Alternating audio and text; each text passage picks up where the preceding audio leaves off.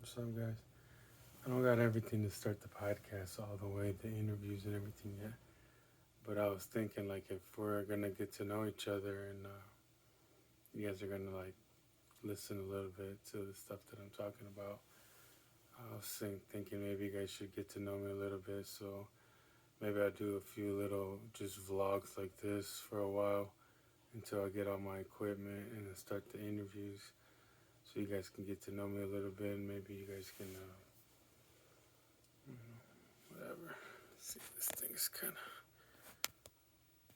can't really figure out where the camera. Okay, so camera, I gotta look. Feel like I gotta look at this a little bit like that.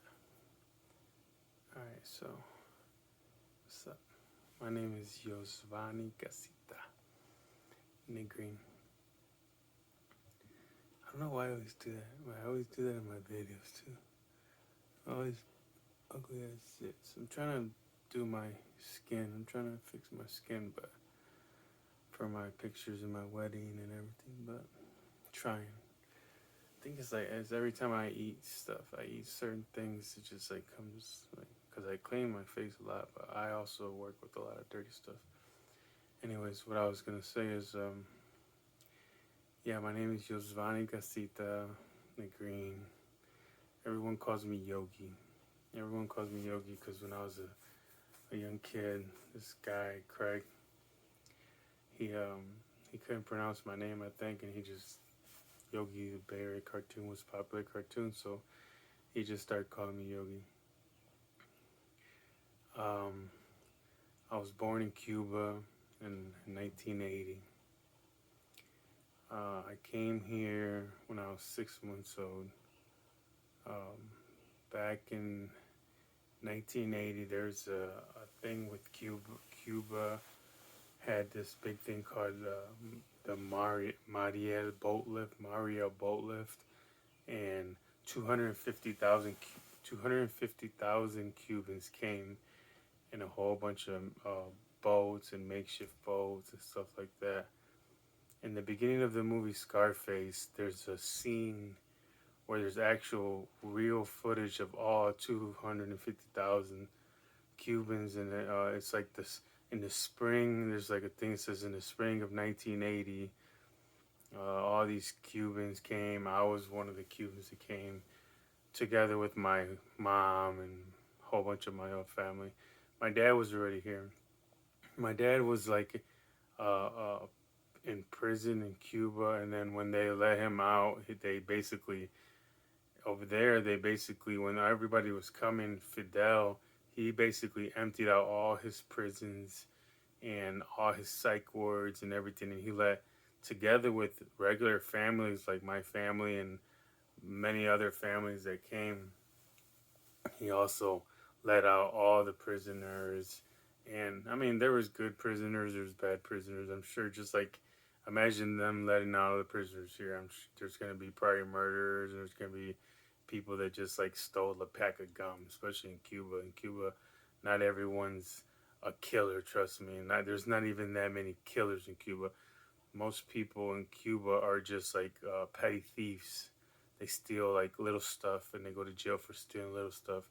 There's not even that many murders at all in Cuba. No one has guns. There's no violence. A lot of Cuban people are just like very humble people because they don't, much of them don't have nothing at all.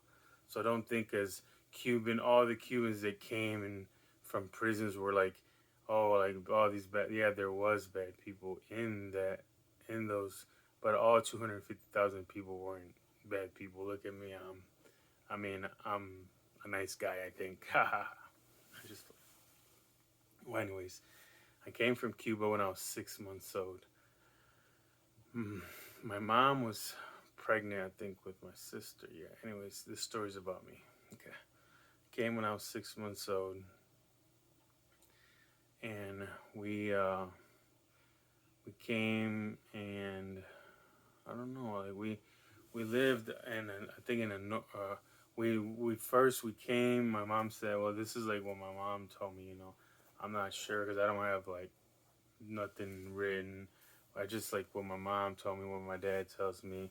So we came, and in the beginning we lived in these camps, right? And these camps were like refugee camps, like underneath like bridges and stuff, just like the movie Scarface. And each camp had a religious tent. Each camp had religious tents, like Catholic, probably, I don't know, I don't know the religions, but Catholic, Muslim, Jehovah Witness. Well, my grandma was Jehovah Witness from Cuba, and uh, my aunts and stuff practice it also. I'm pretty sure none of my uncles did because all my uncles are different kind of people. Anyways, we'll get back to that later on. Trust me, I got stories. And then, anyways, what was I at? Okay, so every camp had religious tents. So since my grandma was a Jehovah Witness from Cuba, she went to the Jehovah Witness, little tent or whatever. This is stuff that was told to me. I'm not even sure if this is all 100% true, but this is what I've told. So she went to the religious tent, the Jehovah Witness tent, and told them, what, who she was, how many people she had. It was her and her husband.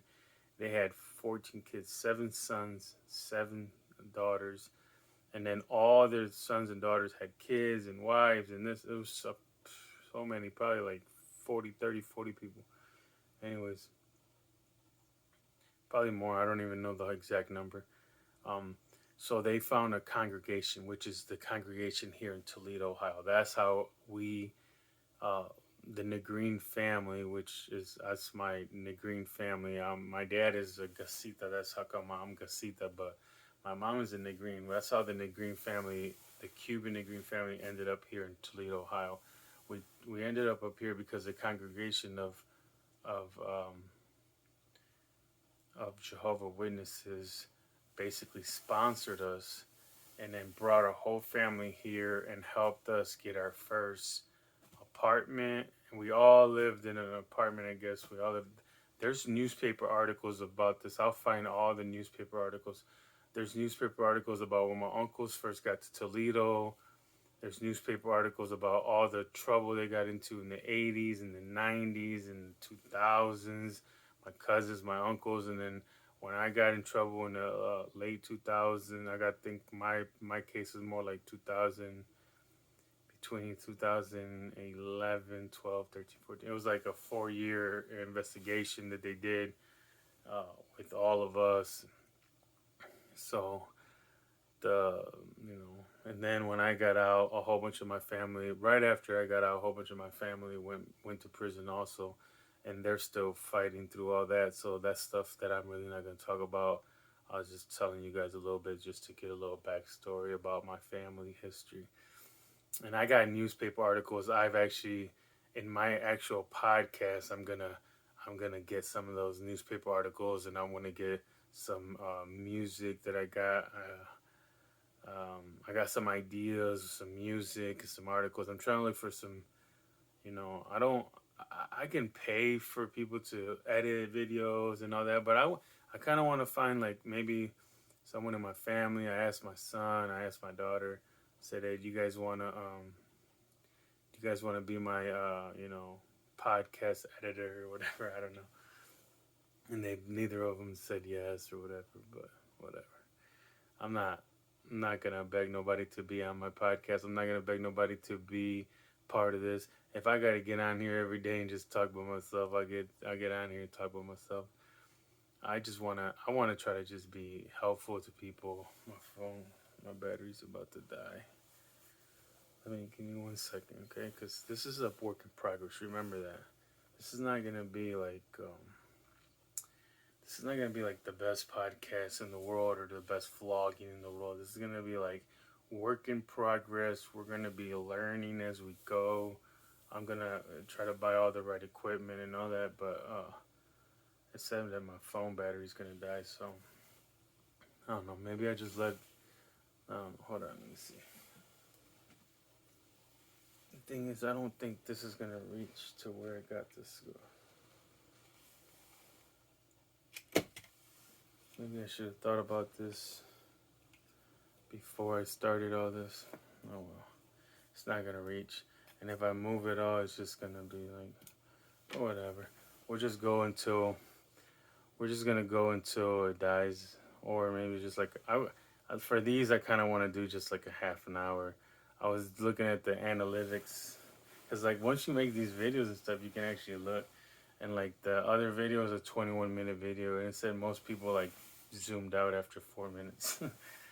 Oh well, after 4 minutes, like they were still like that was like it was just me talking, but yeah, it doesn't really matter. It doesn't really matter who watches it or nothing. I wanna just do positive stuff. I wanna help out my community. I feel like I let a lot of people down in my past, and I just wanna kind of like make up for it. I kind of and then people tell me, no, Yogi, you're fine. No, you didn't do nothing bad.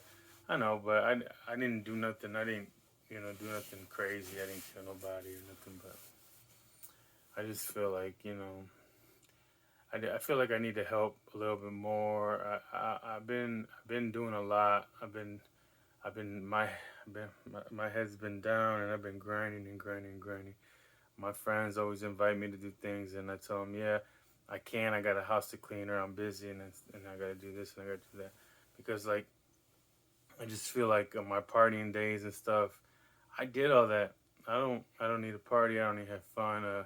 You know, sometimes you gotta just wake up, because you'll be, if you don't get on your grind, you'll be in the same spot. You'll be 22 years old, drinking a beer, looking around. Boom, you look that way, and then you look this way, and all of a sudden you'll be 42 years old, and you'll be in the same spot with the same people around you. 20 years later, and it's the same people in the same exact spot, and nothing's happening, and that's crazy. I got out of jail and about 3.5 years ago with zero. I didn't have nothing. I called my nephew Michael, and my nephew Michael came and picked me up, and then came and picked me up, and I started. I put my head down and I just started grinding, started grinding, started grinding. I don't know. I think I lost track of what exactly I was saying. I know when I started talking about that my phone was dying and charging. I was talking about Cuba and how it came from Cuba. Huh? Anyways, we came from Cuba. What was I saying? We came from Cuba, and that's how we ended up in Toledo. And then what else? I have no idea what else. Anyways, all right. So I'm just gonna keep talking. Anyways, I came from Cuba, and then my mom didn't know too much English. When my mom didn't know no English, so we basically had to like we went to school. At home we would learn Spanish, and at school we would learn English. And then we would bring the English home to my mom. My mom would learn English, and my mom would teach us Spanish. So we were always bilingual. I know Spanish perfect and English perfect. So I mean, obviously, I know English perfect. I mean, I've been talking to you this whole time. Anyways, and then now I'm getting phone calls and stuff.